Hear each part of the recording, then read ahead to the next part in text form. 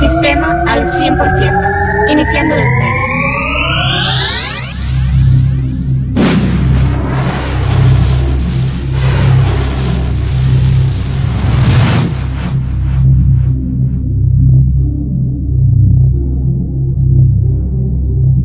En un principio todo era oscuridad. El destino del universo ya estaba escrito y todo cambió. Aumentando velocidad.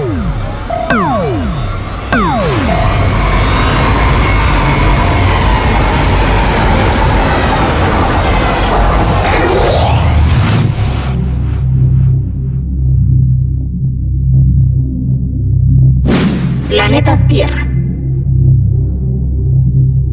Iniciar análisis. Desplegar recorrido temporal.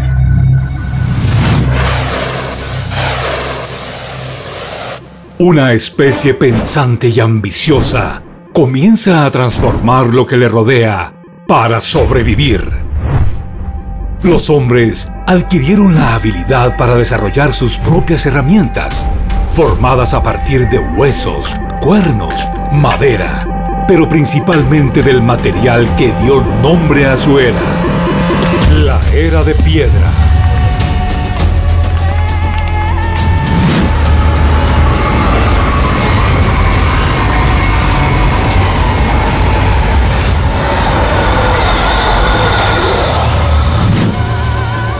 Ya el mundo no es el mismo y la humanidad creciente y demandante da inicio a una nueva era. El uso del hierro y el acero, el carbón y el vapor, sentó un precedente que extinguió los límites para la evolución de la raza humana.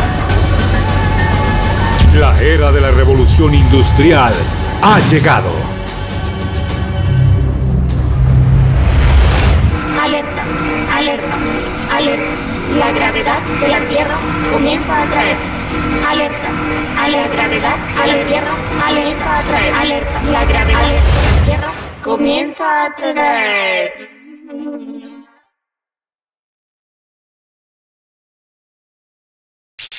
Recuperando sistema. Las huellas del pasado siguen latentes hasta ahora. El mundo se ha conectado y la comunicación ha roto los paradigmas físicos para desplazarse a través del espacio.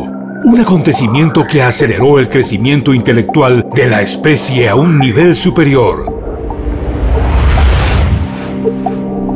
La era de la tecnología ha comenzado y tú haces parte de esta historia. Bienvenidos a la nueva era.